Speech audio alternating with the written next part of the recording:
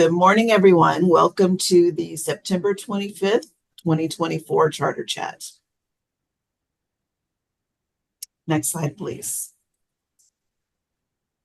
Before we get started, I just wanted to give you a quick reminder that the information that we are going to be presenting is provided as a reference, and we strongly encourage you to review the laws and regulations and consult with your own legal counsel before implementing or applying any of this information to your specific situations. Next slide, please. So today we are going to do some introductions. I'll remind you of what the previous Charter Chat questions were. We'll have some updates. We'll talk about hot topics, which I don't remember what those hot topics are because I've lost my agenda page, but they will be interesting. We'll go into breakout rooms and then end with questions and answers. Next slide, please. So by way of introductions, I just want to remind you that CASI is a collaboration among the California Department of Education, the California Charter Authorizing Professionals, and the Santa Clara County Office of Education. And this slide shows you who the Santa Clara County Office of Ed partners are. And the next slide shows you our CCAP partners. Tom and Dave, who are usually with us, are not able to join us today. Tom is, I think, on a plane, and Dave is at the press conference for releasing the charter school audit recommendations, and Debbie Deal is not joining us this afternoon or this morning. Thanks. Next slide, please. So in our parking lot, just want to show you this slide to let you know that we have not forgotten some of the topics that have come up and have not been addressed. We're still working with the various departments at or divisions at CDE to find answers to these, and as we get answers, we will bring them to you. Next slide, please. Great, Michelle. All right, so we do have a new training that is coming up.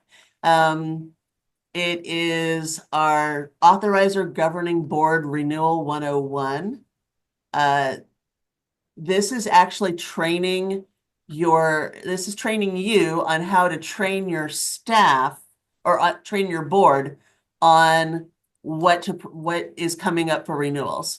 So there is actually a link that has now been put into the chat. So if you would like to attend, it is October 4th from 9 to 11 a.m. And we look forward to seeing you there.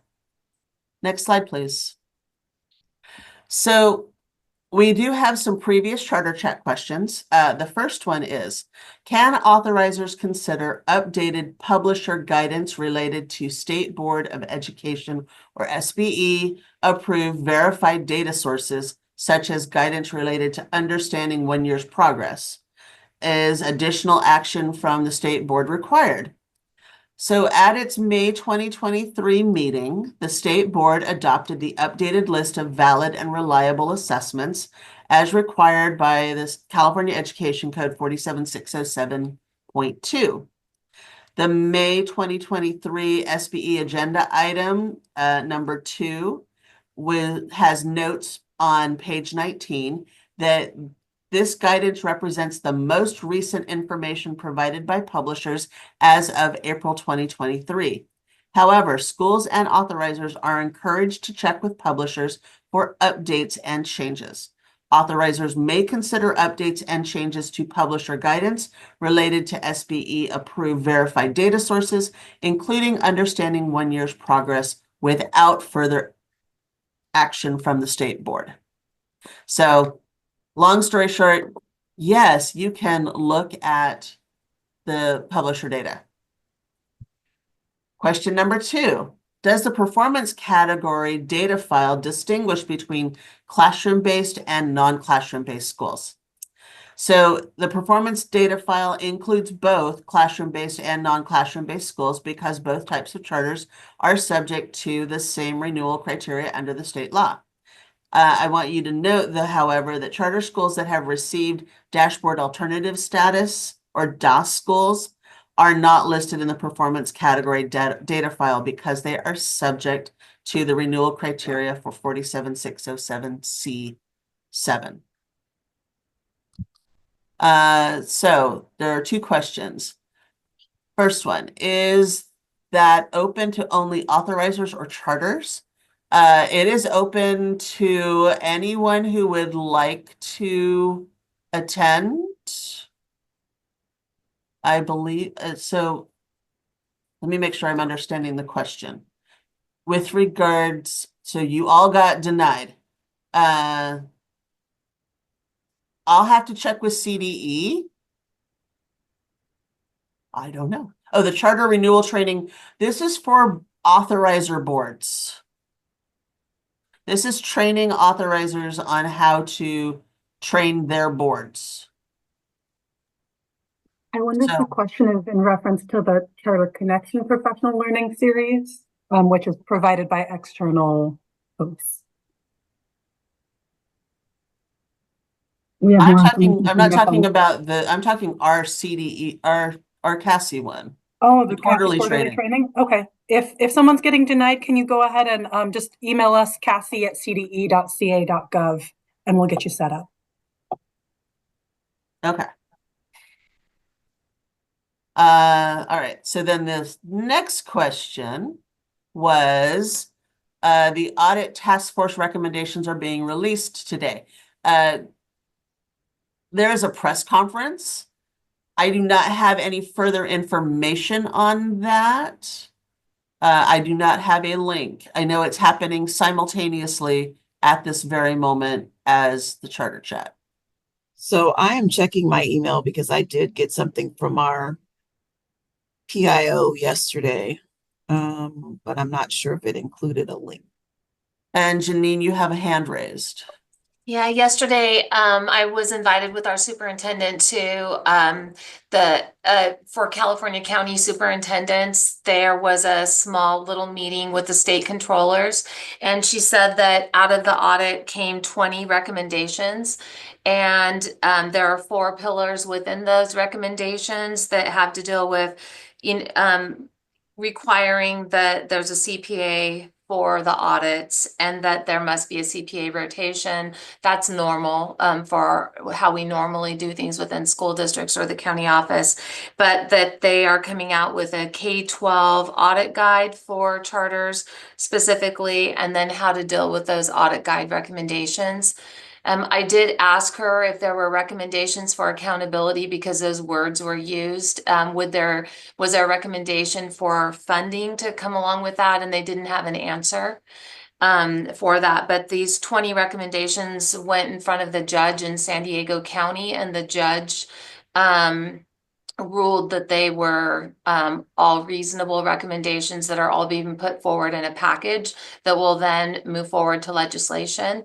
And they also made the comment that what was discovered through this process was that these weren't just recommendations that would be good for charters, but districts as well. So it's almost like there's something blanket, a huge packet going forward, blankets that will include both charters and our traditional public schools.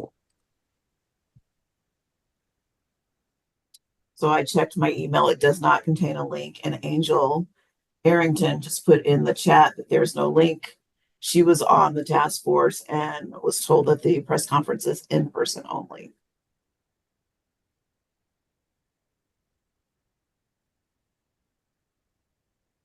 And Allison, there's a note here about charter renewals 2.0 in the chat. Michelle, do you have anything else on previous charter chat? I do not. So we move on to the next slide.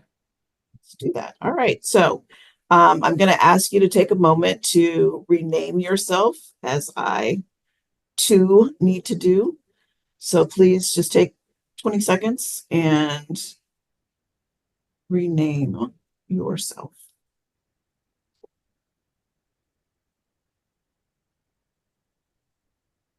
Next slide, please. All Michelle. right. So the legislature has recessed for this year. The only action right now are some bills are currently waiting the governor's signature. The new two-year legislative session will begin January 1st, 2025. Next slide, please. So the California State Board meeting was held on September 11th.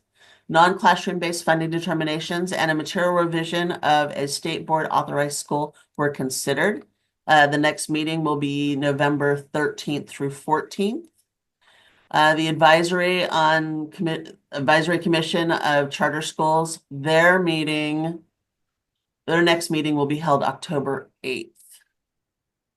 Next slide. All right, so we're moving into hot topics.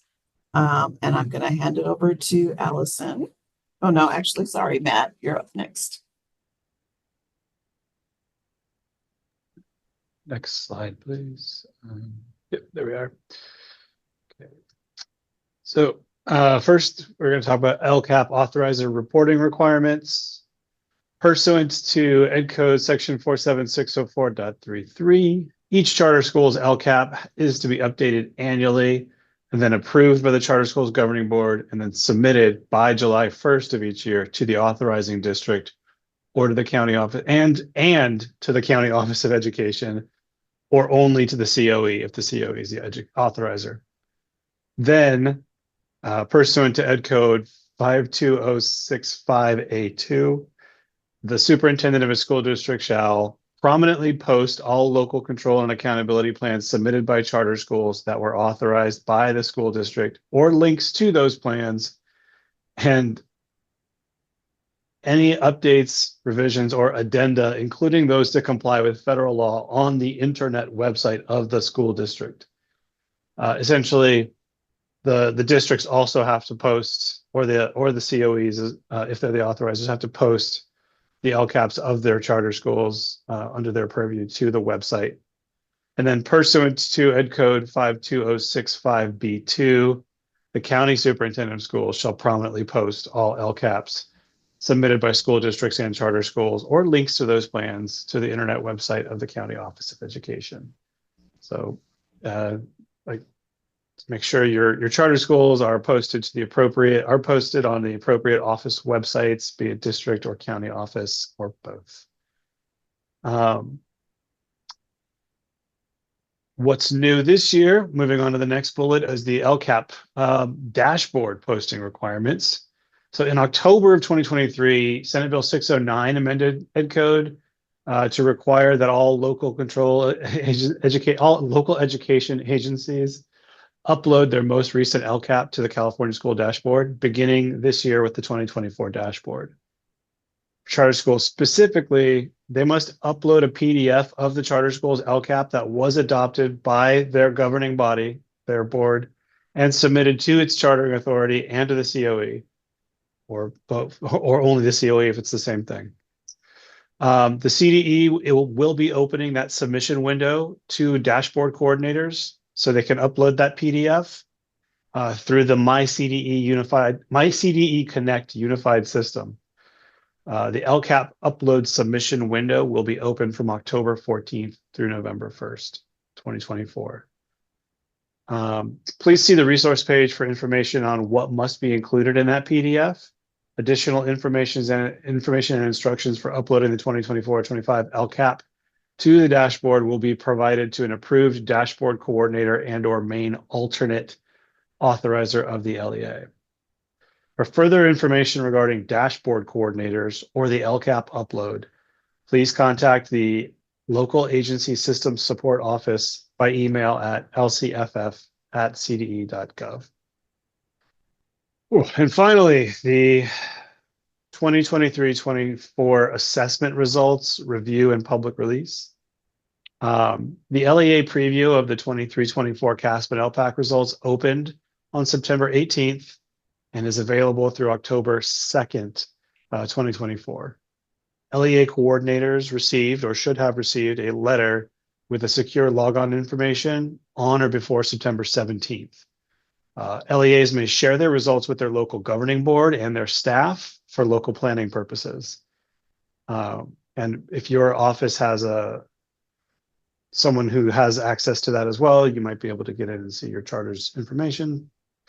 But please do not share any other LEA's 23-24 results with the public until after the statewide release of CASP and LPAC results. The public release of results is scheduled to occur on or before October 15th, 2024. For more information, please see the CDE Assessment Spotlight, issue 291, which is linked on the resource page. And now I'd like to hand it over to Allison. Thanks so much, Matt. I am moonlighting today for Tom as he's in the air, and just wanted to share some resources with this group on the Charter Chat today. There was a report issued by the Center for Learning Equity, or CLE, titled Equity-Minded Charter School Authorizing for Students with Disabilities. And you'll see on the resource page a link to this report, as well as on the slide, there's a video of a webinar that was hosted by one of CCAP's efforts, which is titled the National Network for District Authorizing, or NN4DA. And during that session, there were a few different folks from California who joined this national conversation.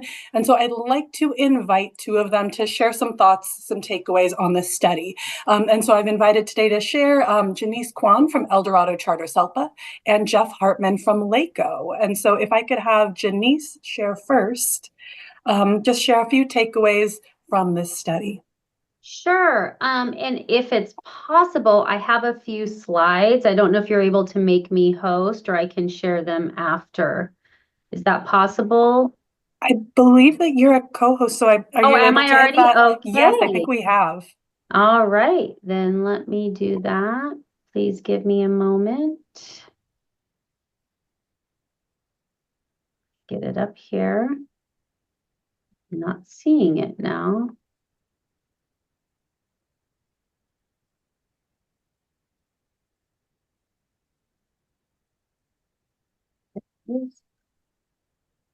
Can you all see my screen? Yes. All right, great. Good morning. As Allison said, Janice Kwan, Executive Director for the El Dorado Charter SELPA. I know many charter schools that you authorize are in our SELPA, so it's good to be with you all today. So the Center for Learner Equity is based out of Washington, D.C., and their primary goal is to lean into the charter sector, support charter schools, create spaces where charter schools can come together at a national level, ideally to build systemic approach in serving students, and particularly students with disabilities. And if you've gone to national conferences or the National Authorizing Association, you know that authorizing looks different in the various states, and special education even more so in the various states, and how special education students with IEPs have access to charter schools and what that looks like. So with that, the Center for Learner Equity, kind of their 4 pillars of focus is to document and communicate facts through research, ideally inform policy at the state level, but also at the national level. Help to develop coalitions. So I'm actually part of a coalition where we meet regularly as statewide entities that support charter schools around students with disabilities. And then also ideally build capacity in the field. So we convened in Denver in March. There were 30 states present. And that was based off of the 5 briefs of research that the Center for Learner Equity conducted. Here in California, I was part of the research, as well as some of our charter leaders, both at the local charter school sites across the state, both charters that were our LEAs for special education, and those that are considered school of the district or their authorizer, as well as authorizers were part of that research. So there was a cross-pollination of charter management organizations, CMOs as they are referred to, charter schools, authorizers, and nonprofits as well. And so we convened over several days to review the briefs. And also there were breakout sessions with guest speakers and time for folks to collaborate. The promising practices, the summary, there were 59 interviews with those various constituents all the way down to paraprofessionals and parents in 16 schools and 6 CMOs across a variety of states. They also conducted site visits as well. And so some of the key findings is that there were best practices and universal instruction, universal access for students. So there was evidence of that across the board. And that what they were doing for their general education population also supported students with disabilities. Another area of focus that I know the CLE has leaned into is English language learners as well. So there were 7 findings. One was breaking free from the one-size-fits-all instructional system. And so charter schools are able, in a variety of ways, be able to break free from that one-size-fits-all approach. Using effective behavioral support. This is an area that I know I'm interested in supporting our charter schools here in California because, as you probably are well aware, behavior continues to be a challenge for our entire school system, not just charter schools, but school districts here in El Dorado County. Many of our school districts, that is one of their primary area of focus, is around effective behavioral support system within their programs. Another area is providing dynamic transition planning. And so I know that that is an area we here at the SELPA are helping to support our charter schools in, especially with the transition and the workability funds that is happening across the state. Leaders are creating that condition for equitable practices. So making sure that it is from the top down and leaders creating the environment for equitable practices, that charter networks can help charter schools overcome obstacles. So it's economy of scale. We know that charter networks, when they're able to collaborate and coordinate in what services look like for students with disabilities, that helps to alleviate some of the obstacles. Specialization enables charter schools to attract, retain, and strengthen support. I know that continues to be a challenge here in California, but oftentimes charter schools have the flexibility and autonomy to create special environments, incentives that attract and retain both certificated and classified staff. Something here at the Charter SELPA we are working on is the teacher residency grant for special education teachers to place teacher residents in our charter schools. So that's just a small way that we're assisting and leaning into that space. And then last, charter schools confronting challenges in their work to create, equity across their programs.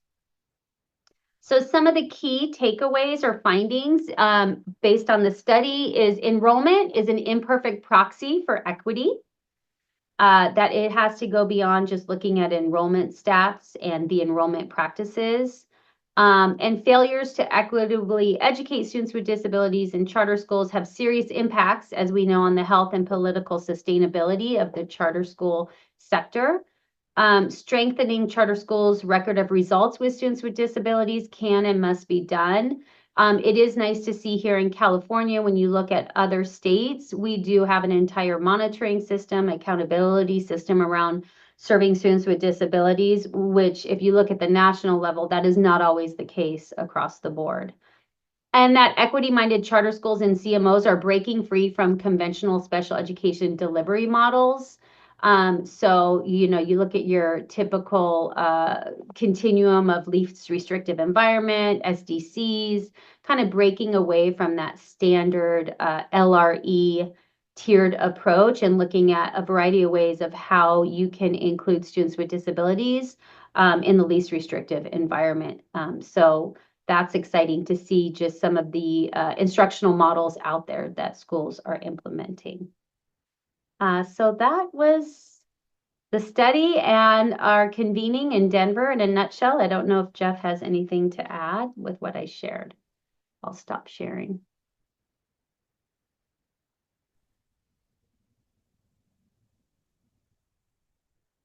From the authorizer perspective, the report mentions 2 points where authorizers can typically influence the quality of special education occurring in charter schools.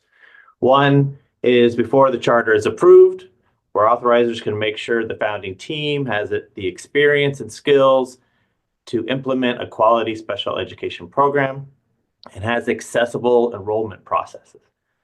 Capacity interviews of the founding team, for example, allow authorizers to get a sense of their attitudes and competencies in regard to special education.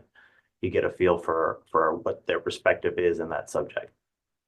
Another is after the charter is granted, where you can do your monitoring and determine the extent to which schools are following due process, whether they have systems in place to administer and track special education services. And then finally, authorizers should use student group data for students with disabilities in their decisions on renewal, material revisions, and revocations to make sure that this student group is given equal value to others. Basically, authorizers just need to make sure that students with disabilities are a group that is being considered when we make our high-stakes decisions. Allison? I did just want to add that CCAP is working on a tri-state, we're an initiative here in California, but also in collaboration with Colorado and Florida around developing a authorizer toolkit specific to students with disabilities. And so some of you may be part of that work group. We have our initial work group meeting tomorrow, but really working to ideally have something in place by next year for authorizers to be able to utilize. Thank you so much to both Janice and Jeff for sharing those perspectives. I think it's a nice opportunity to broaden our perspective, to look at that national stage and the work going on there and think about how that impacts authorizing work here in California. So thank you so much for sharing. And with that, I'm going to hand it over to two additional guest speakers joining us from the CDE, from the Charter School Oversight Team, CDE consultants Danielle Fiore-Story and Megan Yazigi with some English learner requirement updates. Good morning. Can you hear me? Yes? Okay. I have to use my phone and the computer, so I wanted to make sure. All righty. Are you there, Megan? Yes, good morning. Good morning. Okay, so we're going to share some facts with you, and here we go. Allison, did you know that in 1981, the people of an unincorporated town of Sonoma, California, elected a dog as the town's honorary mayor? Named Bosco Ramos, the Black Labrador served as the town's mayor until 1994. To this day, a statue of him stands in front of the Sonoma post office. Next factoid. There are no wild grizzly bears in California. Despite being the state animal and even being shown in the California flag, the California grizzly bear no longer lives in the state's wilderness. Despite formerly being known as the Bear State, California's nickname changed to the Golden State following the bear's extinction. And did you know? Fortune cookies originated in California. When you see a fortune cookie, you immediately associate with Chinese food, because Chinese restaurants often serve these cookies.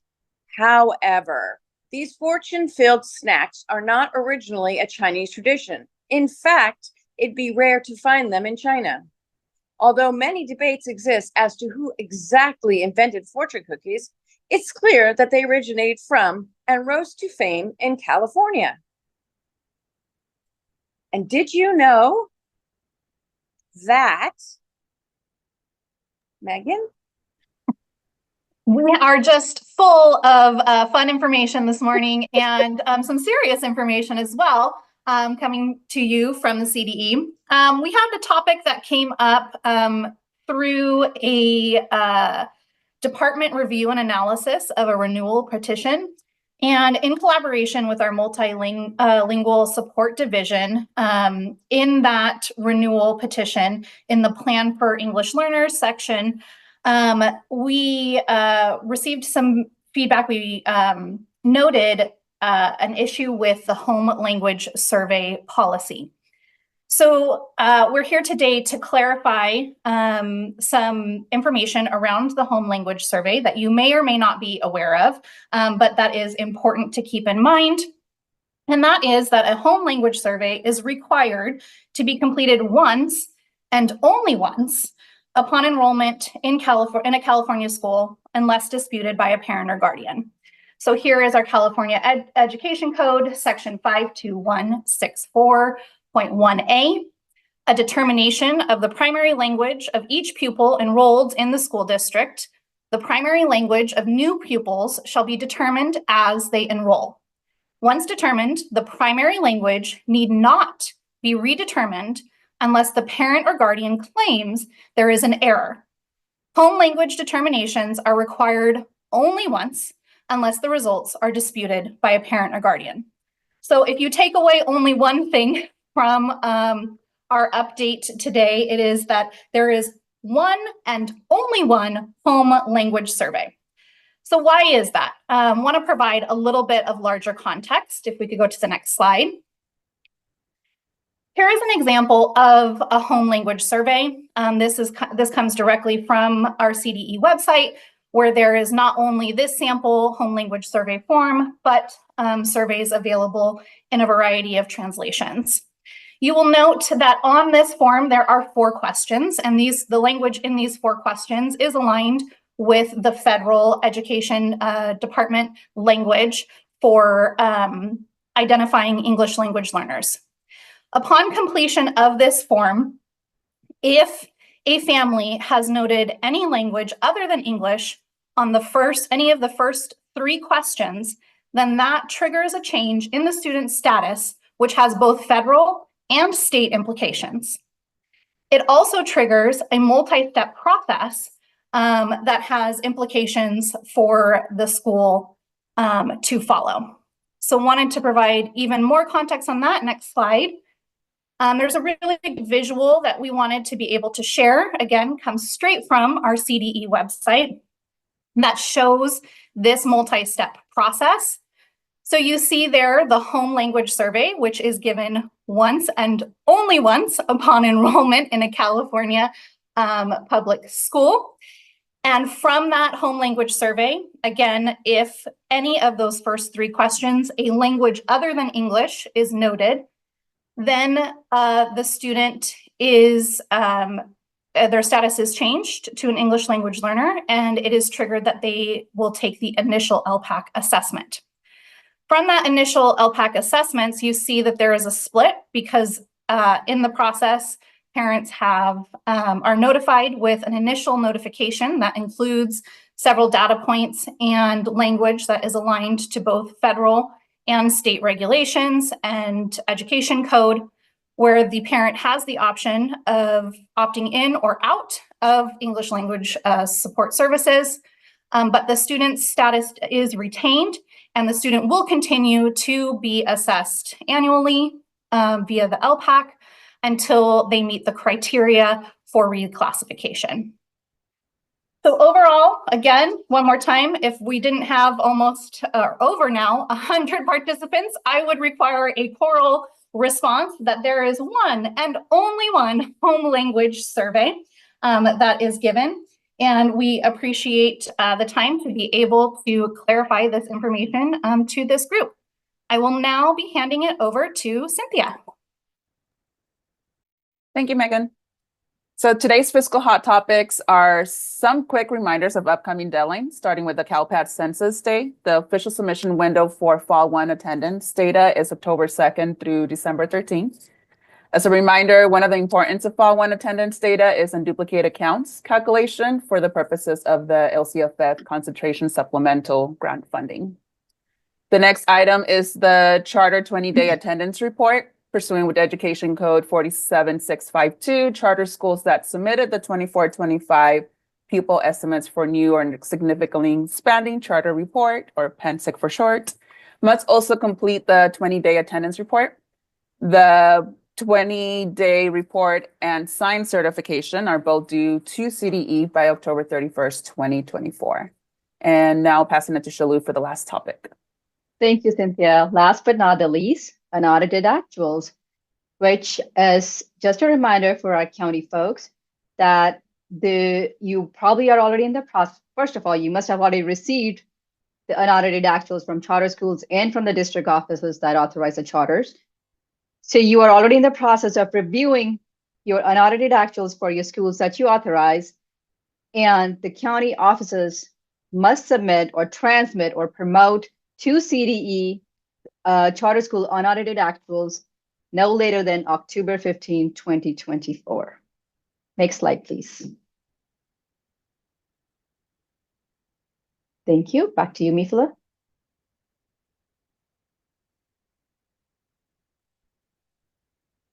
Mifula, you're muted. All right, so that was a lot of information, and we're going to move into breakout rooms where we can discuss the information and or ask other pertinent questions.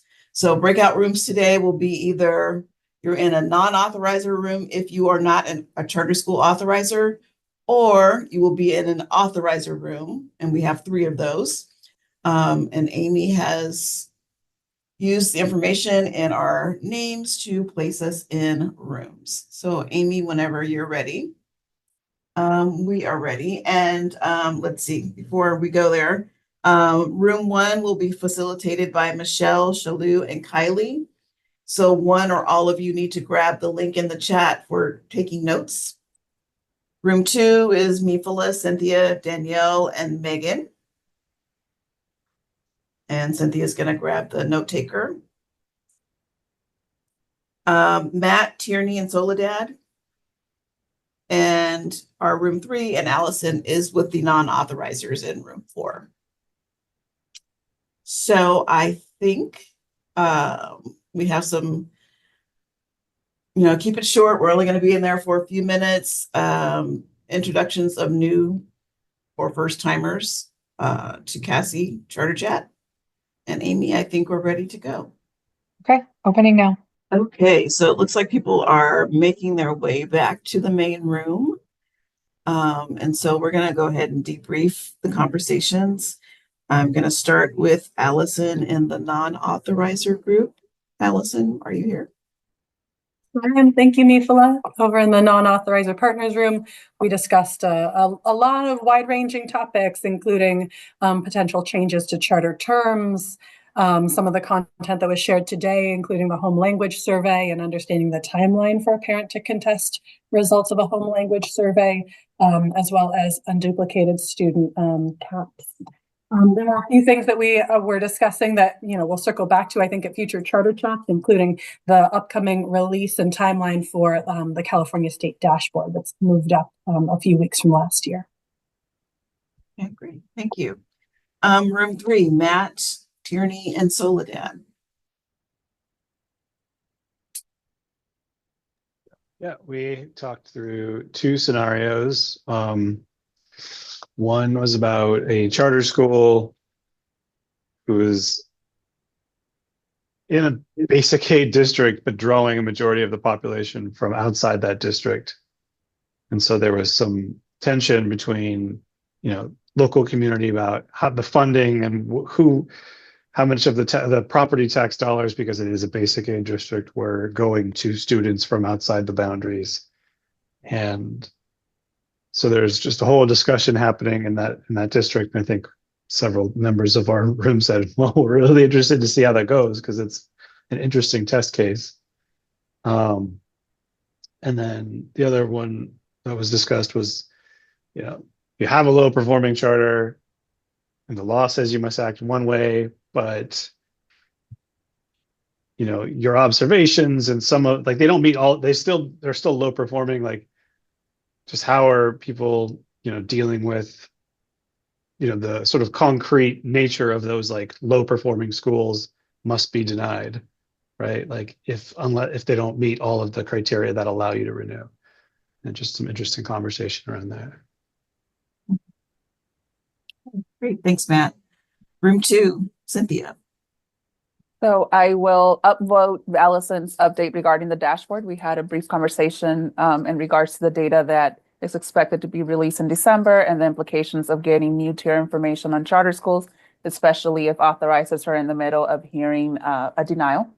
If you're a county authorizer, so we had some conversation there, potentially a future topic for charter chats. And the other topic that we spent some time was gaining access to CAS data. We brainstormed some between the groups who already have gained access, whether or not they have been able to, and how they've gone about asking their colleagues within their agencies to grant them that access, and if they should be allowed to get that access. So those really were the two main topics. And of course, renewals, which I believe will be on our list ongoing from now until probably the end of this year. That's it. Okay, thanks, Cynthia. And Okay. room one, Michelle, Shalou, and Kylie.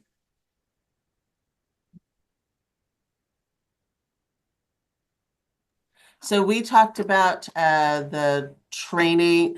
What is the best time for training your board about upcoming renewals? And is it okay to do it as part of the public hearing? We talked about front-loading information, presentations to the board, weekly Friday updates. We also talked about low-performing charter program improvement plans. So that was it for room one. All right, thanks everybody for participating, and hopefully you've got some of your questions answered. Next slide, please. Michelle, talk to us about the survey. So please, we do, as we do love feedback. We do read all of the feedback from the survey. Please fill out the survey. And I will periodically, as we're going through before we leave, let you know whether or not I'm getting enough responses. So if you have the opportunity, please fill out our survey. Next slide. So upcoming events, this one is important. We have October Charter Chat, but our November Charter Chat is moving. It is not going to be November 27th because that's the day before Thanksgiving, and we're not entirely sure how many people are going to show up. So we're moving it to December 11th since there is no real December 31st Charter Chat. Because everybody's on vacation. It's New Year's Eve, so we're not doing that one. So we're splitting the difference and doing December 11th. That'll be December 11th from 10 to 12. And I can tell you right now that we're going to have some special speakers. So please make sure that if you've signed up for Charter Chats, it's already been shifted on your calendar invite. So we look forward to seeing you December 11th. Next slide. If you are interested in getting Authorizing 101, Fiscal 101, or a topic of your choice, you're more than welcome to contact Cassie, and we will do what we can to provide training via Zoom or even on-site locally if you need additional support. And Kathy Morris from Kern, we were just with you over at Kern County. If you want to say anything, you can come off mute and say thank you, or talk, and we'll keep moving on because I need to give time to Jeff to talk. No, absolutely, Michelle. Thank you so much. Michelle and Tom came and provided the 101 to a variety of our office professionals who are whether closely or distantly involved with charters, and it was wonderful feedback. Thank you so much. Thanks, Kathy. Indra, do you want to talk about the webinar series for iReady?